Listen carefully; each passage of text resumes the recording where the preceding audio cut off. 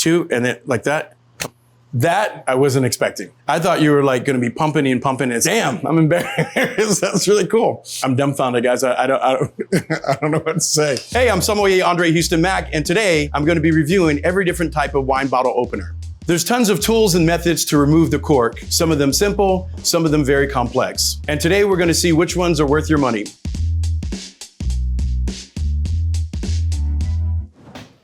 So this is the butler's friend. This is also known as an asso. It's called the butler's friend because the butler could actually open the bottle of wine without the owner knowing and take a couple of sips for himself. It does leave the cork intact and it doesn't put a hole through the center. You have these 2 prongs here, little Wolverine action.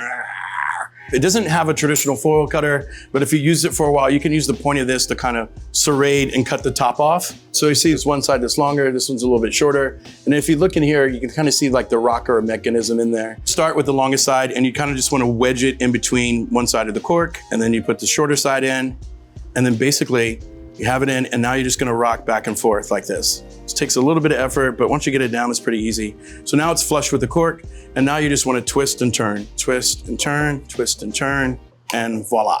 It does damage the cork a little bit here, but you're still getting the cork out. It's probably the same amount of force that you would use on the traditional waiter's corkscrew where you have the lever. I love this tool. When I worked at fancy restaurants, we always had one in the sommelier station. And if you're into wine, it's kind of geeky, you collect gear, you always want to have one of these in your gearbox. This is always fun and interesting, and actually opens a bottle of wine. My wife used to carry this in her thigh-high boots at work.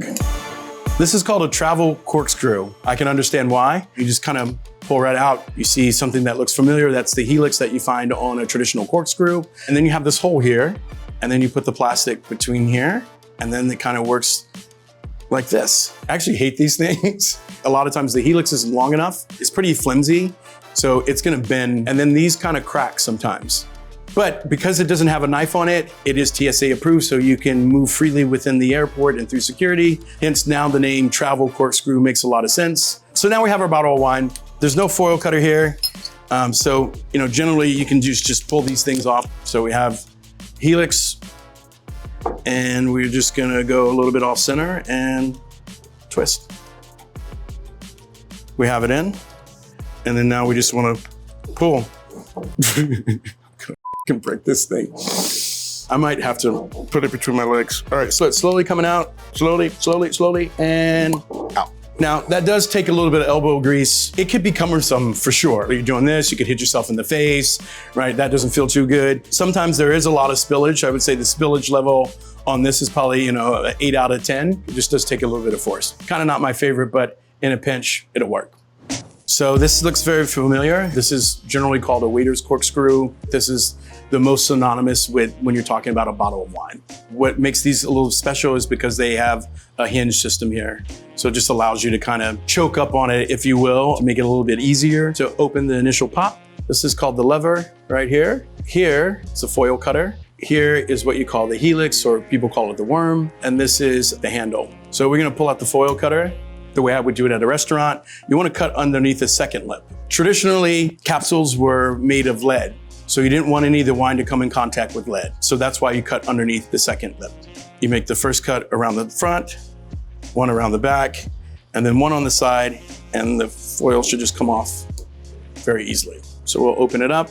This is a great size helix. As you can see, you have enough to actually fit through the cork. And also it's Teflon coated, so it goes through the corkscrew a little easier. I'm right-handed. I generally do it like this. My right index finger, you can see at the tip, is the tip of the helix. And then we just want to apply it a little bit off center and then press in and then turn. So now we're just turning the helix here. What makes it special is that there are 2 hinges here. You want to screw it into the first one here. I apply pressure with my thumb and then I just pull here.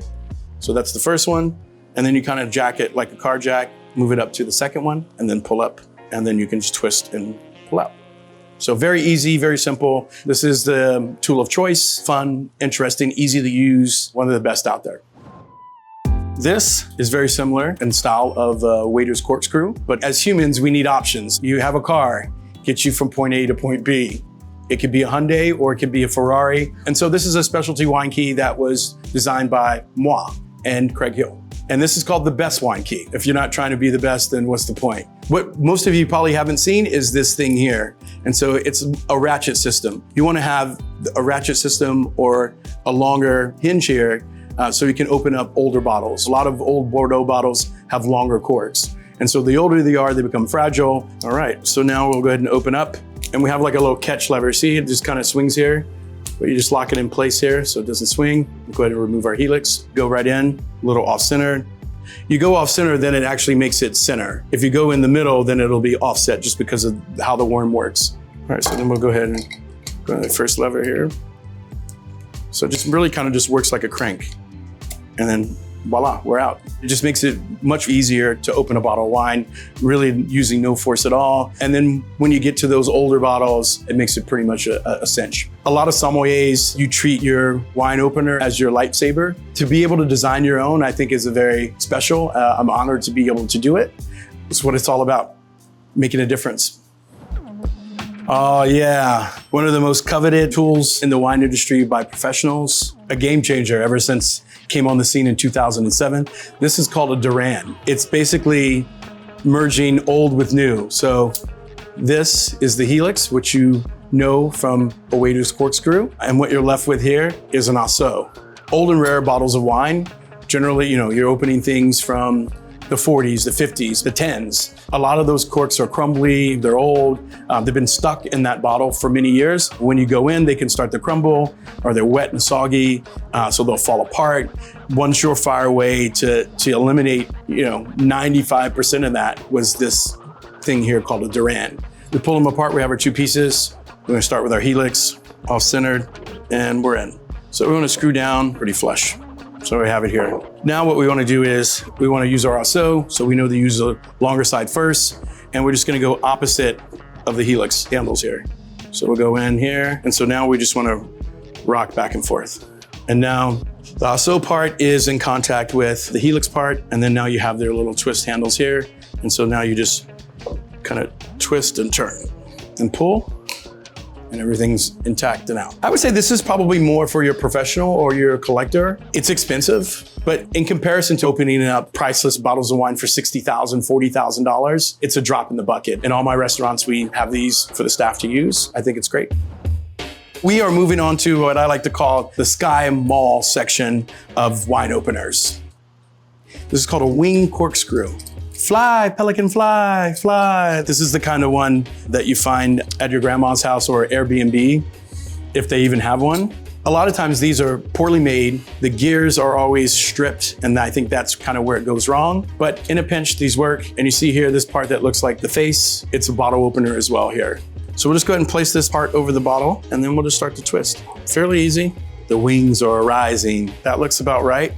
And we're extracting. So this is where it gets tricky. It's out. Sometimes it's not out enough that you could just pull it out. And now you gotta rock it a little bit to pull it out, but voila. This particular type of gear system feels much easier and I guess more comfortable for a lot of people. You're actually using the table and the solid foundation as a way to extract the cork, right? In a pinch, it will work. Will you find one of these at my house? Probably not. If you're gonna have one of these, I would say at least buy one of quality. So spend maybe a few extra bucks, make sure that it's metal.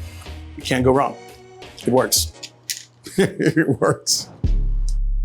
Moving right along, we have the rabbit lever corkscrew. Wow, this thing looks like something out of the future, but I do see helix, so I'm familiar with that. Here's a little gear system here. I've used these on many big events. You're opening over 100 bottles of wine and maybe it's just you or two other people. The motion that you're doing is a lot easier. It's a quicker way to be able to get through them. So I don't discount it in any way. Now, if you came to my house for dinner and we were opening 3 or 4 bottles, I wouldn't pull this out. It also comes with this in the packaging. This is a foil cutter. Place it right on top of the bottle. And so you basically just squeezing and twisting and turning, and then the cap comes out. I'm gonna start in this position. You're gonna place on the bottle here. I'm gripping, so it's applied, pressure here. And now we're gonna take this lever here and pull forward. And now we're gonna pull this way, and like magic, it is out. Very quick, maybe 3 seconds, not a lot of effort. If you wanna remove the cork, there it is. As you're older, if you have arthritis, you have grip issues or any type of disabilities, I think this is probably the go-to tool. It's a fun tool. I can see how people gravitate to it. It's actually really cool, to be honest with you. So next up, this is the Tyzine air pump bottle opener. There's a needle here. So this will push air into the bottle. So the pressure from the air being placed in the bottle will push and lift the cork out. Got it in theory here. I've never used any device like that that you have to pump the air into, but I'm eager to give it a go. To be honest with you, I've never seen anything like this. I'm not real sure the need for it. What does the box say? Does the box say, does it say anything on like why you would need to use this? Let's check it out. I think we need some wine here. So, air pump. We're gonna push it through the cork. It's gonna penetrate the cork there, in. Fairly easy. And now we pump air into it. It's so funny, right? I understand the premise. It definitely works, right? Yep, look at that. I thought it was more work. It's not more work. That's like 2 and then like that, and it'll come right out. That I wasn't expecting. I thought you were like gonna be pumping and pumping. It's not. It's like 2 pumps, 2.5 pumps, 3, and it's done. And now it all makes sense to me because if you're thinking about the fill level is here. So the amount of air that you're actually pumping into here is maybe about 1/2 inch, maybe an inch. All right, I stand corrected. I'm an honest man here. Like, that's kind of cool. Damn, I'm embarrassed. That's really cool. I don't even know how to remove the cork. Oh man, these guys are smart. Okay, so this piece here, you just hold here and you pull the piece here and the cork comes out. That was easier than all of the tools that we did today. All of them. If we're talking about disabilities or not having grip issues or arthritis, I mean, I'm dumbfounded, guys. I don't know what to say. What would it take for you to use this in your everyday life? Just not telling anybody. Okay, so here we have the automatic pressurized bottle opener. This is called cork pops. So you can see the needle here. You know what? And how this works is kind of in reference to it was the hand pump version that we were using earlier. This is the automatic pressurized. So they're using some type of gas. So you take your gas cartridge and you would insert it in here and it kind of locks just a little bit. So this little cartridge here opens 60 bottles. Also, what I just noticed on this thing, because I never read the instructions, this bottom part is a foil cutter. So we're gonna apply it on the top here and we're gonna squeeze and cut, and foil is off. All right, now we're gonna insert, it's in. And now we're gonna press the button. There you go. That is the quickest. But I have to tell you, there's something about it that's different to me. You can see that there was gas and that there was some spritz in the wine. Are we splitting hairs here or anything like that? Like, what I would say is like, that just feels a little too aggressive. I'm sure people are gonna look at this and be like, it doesn't make a difference. People are particular about their wine, right? They don't wanna alter it in any way, right? You know, it's art, right? And so they wanna drink it in the way that the winemaker / the artist intended it. So some people are weird about that. People would be apprehensive about this, using this on an expensive bottle of wine. It's pretty fast. But I'm not real sure if speed is of the essence in a casual setting at home, right? Like you can wait another 10 seconds and have it open maybe, This is not the Olympics, right? You're not running a race.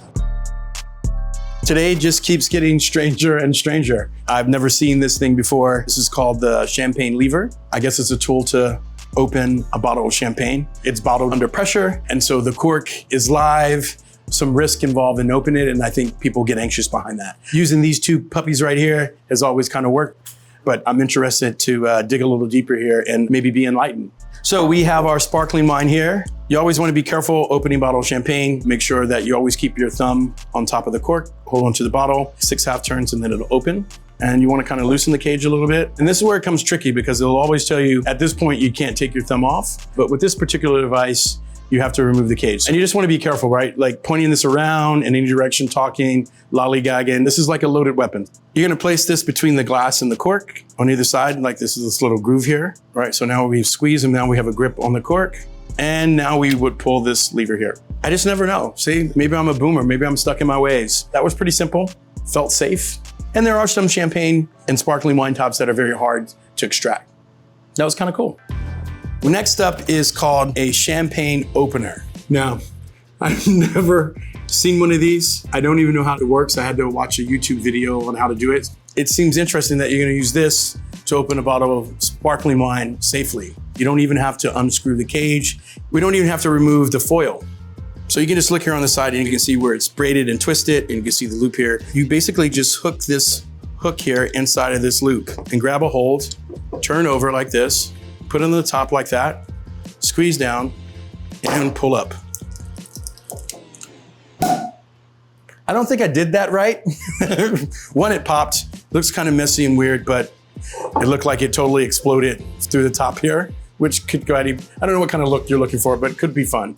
But I would remove the foil. Some people don't have the strength or full range of motion. You're on the table, you can use the table to brace. Like you say, you don't know you need it until somebody makes it, right? And now you're like, well, maybe I need that. But I don't think I need it. So next up, we have the Peugeot reverse fully automatic rechargeable corkscrew. Wow. That was a mouthful. It actually kind of looks like a pepper grinder, right? It doesn't have any visible movable parts. It doesn't require different motions and all those types of things. So I can see the simplicity of it and why people would enjoy it. You can automate anything in your life. It's supposed to make your life better. So we'll just go ahead and place this on top of the bottle and press down. 1,000, 2, 1,000. Not yet. Voila. Like magic. Now I'm gonna pull a rabbit out of a hat.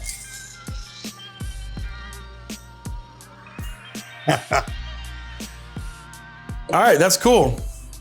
But that takes a lot longer. You know, there's something about that, right? Is it for me? No. Could it be for you?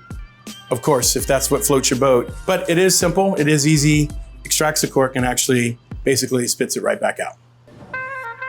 So this contraption here, I've been told that this is a Pét-Nat opener. It's a form of sparkling wine, generally comes in a crown top. I've never seen this before in my life, ever. So I'm curious, Pét-Nat at a restaurant, you would just use a bottle opener, right? It has a crown top, like a Mexican Coke, right? You know, like a crown top, and you use the bottle opener and open it. Pét-Nat is not really meant to age. This bottle had a different atmosphere per pressure. They don't need a heavy duty cork in it or with a cage or anything like that, so a crown top will suffice. This is a concrete container, you know, so this is like a wine chiller. It has a water resistant LED light and it fits flush down in the bottom here. So it'll illuminate the bottle so you can watch the bubbles dance. It's kind of like part wine chiller, part hipster lava lamp. And then you slide the top on here. And this is the part that I thought was pretty interesting. Before you decide to enjoy your Pét-Nat, what you want to do is kind of release some of the gases. These are meant to sometimes re-ferment in the bottle, so they have the active yeast in it, so when you open it, it will fizz. We shot one episode, we did a Pét-Nat from Vermont, exploded everywhere, everybody got wet. What you want to do is kind of release some of the gases. You use this screw top here to pierce the crown top. Once you start to do that, you should hear some gases pop out of there. Kind of relieving the pressure. Very slowly, then it kind of conveniently slides off this way. The bottle opener just attaches to the side here of the base. So you have your opener, and then you would just open. Interesting. In my opinion, it's doing too much. It feels like it adds a little bit of pretense to something that's supposed to be somewhat pedestrian and wine for all, but I get it. Does it solve a problem? It kind of does, right? It slowly lets off a lot of the gas so you can keep most of the bubbles. Can you do it in an easier way? Sure. But this looks beautiful. These are all tools made to get what's inside of the bottle out into your glass and to make your life better. They all do the same thing. It just gives me and you a variety. Buy what you like and have fun, most importantly. My mother-in-law's sitting on the sofa and she's talking about her cousin. She goes, oh yeah, Owen said he watched your new video and you know, you're talking about a wine smelling like my wet dog. And it was at that moment that I realized I probably should not talk about my family here.